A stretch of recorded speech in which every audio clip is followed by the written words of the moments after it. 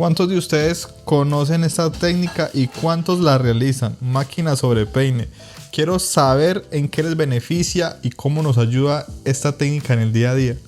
Y a la hora de realizar el degradado o fade, lo que voy a hacer es una técnica descendente, la cual me aporta un fade muy suave ya que no marco líneas tan bruscas. Esta técnica la recomiendo para las personas que tienen un poco de dificultad a la hora de conectar la secuencia de guías.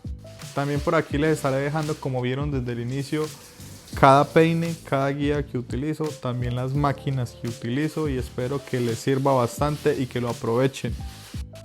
Si les gusta, dejen el like y también no se les olvide que si ustedes saben algo, muéstrenlo, compártanlo, que también queremos conocer y saber cómo es que tú trabajas.